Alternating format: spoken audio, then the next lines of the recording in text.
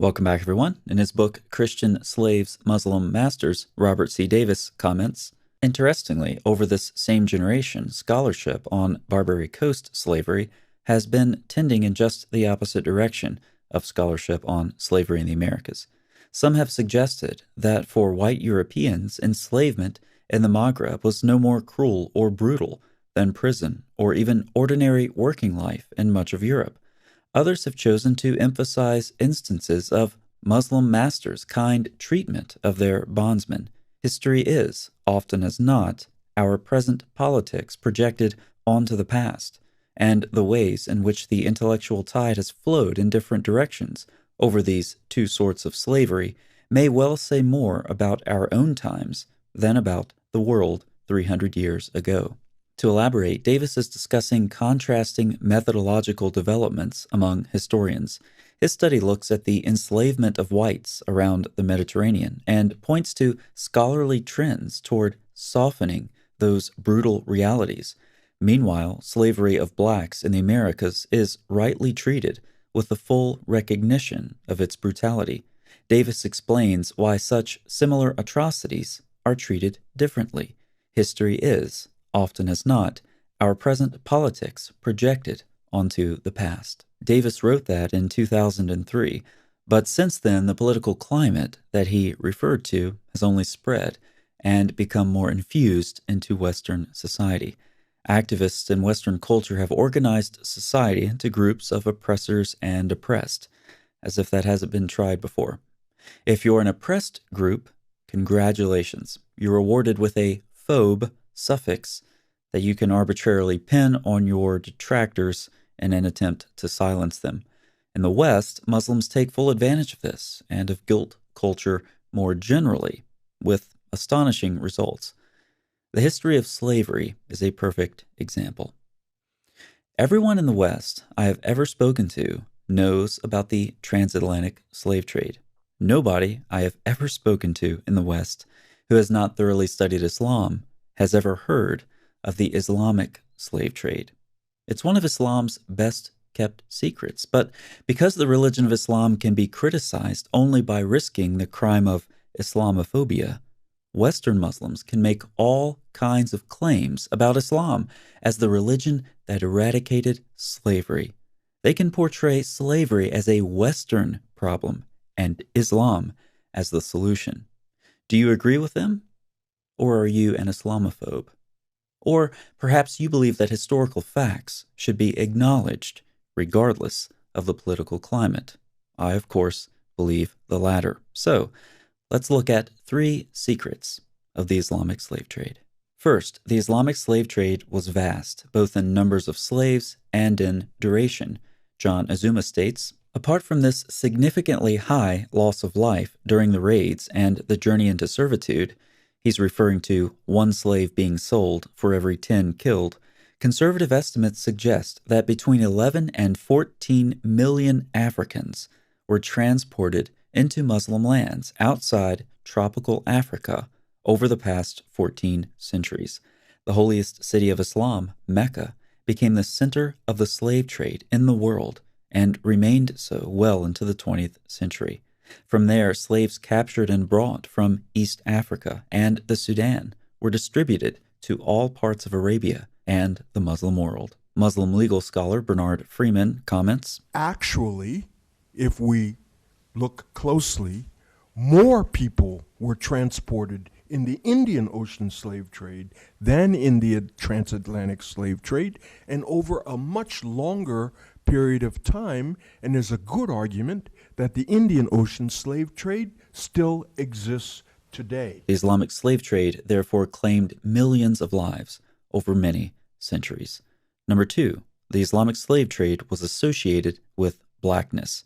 Muslim scholar Jonathan Brown notes, numerous scholars of Islamic history and slavery more broadly have pointed out the association of blackness and slavery in Islamic civilization, as well as the use of blackness to justify enslavement. Orlando Patterson would be one such scholar. He comments, a black skin in almost all the Islamic societies, including parts of the Sudan, was and still is associated with slavery. and Bernard Lewis gives some more background. Another attempt to justify the enslavement of a whole race is the Muslim adaptation of the biblical story of the curse of Ham. In the biblical version, Genesis 9, 1 through 27, the curse is servitude, not blackness, and it falls on Canaan, the youngest son of Ham, and not on his other sons, including Cush, later seen as ancestor of the blacks. The rationale of the story is obvious. The slaves of the Israelites were their near kinsmen, the Canaanites, and a religious, ideological, justification was required for their enslavement, hence the story of the curse of Canaan. The slaves of the Arabs were not Canaanites but blacks, so the curse was transferred to them, and blackness added to servitude as part of the hereditary burden.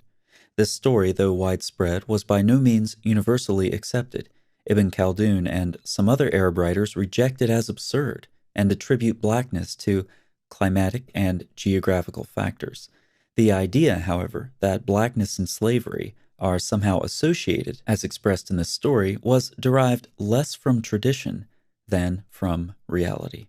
And finally, number 3, the Islamic slave trade has not been completely abolished. Here again from Bernard Freeman. As I stand here today, slavery under Islamic law is permitted.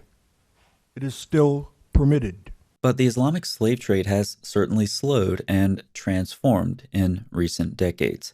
Was this because Islam had a moral awakening? Unlike in the West, where we had a moral discourse about slavery, for good or for bad, that never happened in the Muslim world.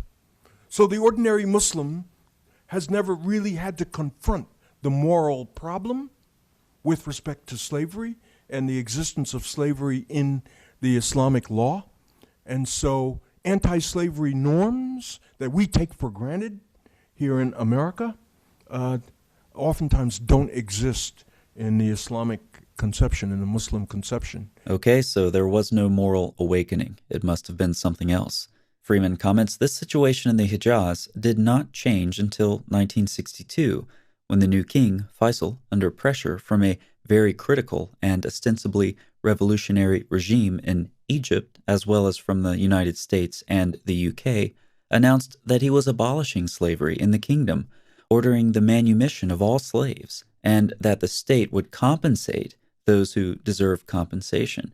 In point of fact, he did not abolish slavery, but rather simply ordered the emancipation of anyone enslaved in the kingdom. What situation is Freeman referring to?